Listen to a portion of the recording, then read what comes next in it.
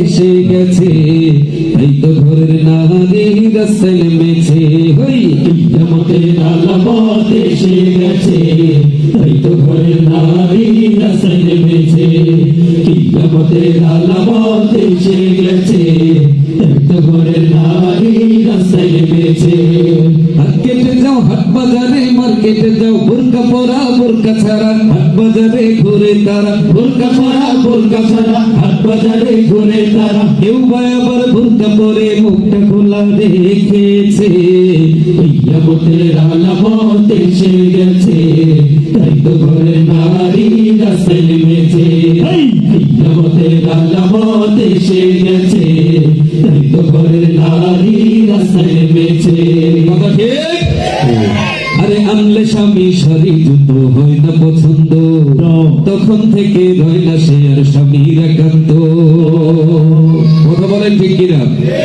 আমাদের মহিলাদের একটা স্বভাব আছে, যদি নুন আনতে যদি একটু দেরি হয় বা আলু আনতে বাজার থেকে দেরি হয়, তাদের মন মেজাজ অনেকটাই গরম হয়ে যায়। ঠিক কিনা বলেন? আমাদের মা বোনেরা হয়তো রাগ করতে পারে। অনেক অনেক সময় দেখবেন আপনারা পার্শ্ববর্তী যাদের আত্মীয় স্বজন মহিলা আছে তাদের বাড়িতে যে বলে যে এই লোকটার সাথে সংসার করে 20 বছর কোনো শান্তি হবে না, এরকম ধরনের বদনাম বলে কি বলে না? এখন বেচারা বৃদ্ধ হয়ে গেছে, বাজার থেকে 5 কেজি আটা আনতে বলছে, বেচারা ভুলে গেছে।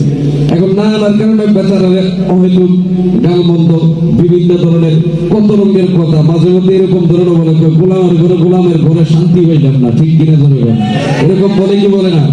তারপরে আচার আচরণ মুখ ফুলাইয়া গাল ফুলাইয়া অন্যদিকে সইরা থাকে, স্বামীর সাথে কথা কয়। এরকম আছে না নাই? আরে আনলে স্বামী শাড়ি জুতো হয় না পছন্দ, তখন থেকে রয় না সে আর স্বামীর একান্ত। আনলে স্বামী শাড়ি জুতো হয় না পছন্দ, তখন থেকে রয় না সে আর স্বামীর একান্ত। গাল ফুলাইয়া মুখ ফুলাইয়া স্বামী থেকে রয় সরিয়া, গাল ফুলাইয়া মুখ ফুলাইয়া স্বামী থেকে রয় সরিয়া। হাত খাবে না স্বামীর সাথে গোসা করেছে। কিয়ামতের আলামত এসে গেছে, তাই তো ঘরের নারী রাস্তায় নেমেছে। কিয়ামতের আলামত এসে গেছে, তাই তো ঘরের নারী রাস্তায় নেমেছে। বোরকা পরা বোরকা ছাড়া হাট বাজারে ঘুরে তারা, বোরকা পরা বোরকা ছাড়া হাট বাজারে ঘুরে তারা। কেউ বা আবার বোরকা পরে মুখটা খোলা রেখেছে। কিয়ামতের আলামত এসে গেছে, তাই তো ঘরের নারী রাস্তায় নেমেছে। কিয়ামতের আলামত এসে গেছে, তাই তো ঘরের নারী রাস্তায় নেমেছে। কথা ঠিক না বেঠে? আরে হাট বাজারে মার্কেটে যাও দেখবে শুধু নারী নারী, কেউ বা আবার সেজে গুজে করছে দোকানদারি। আছে না নাই?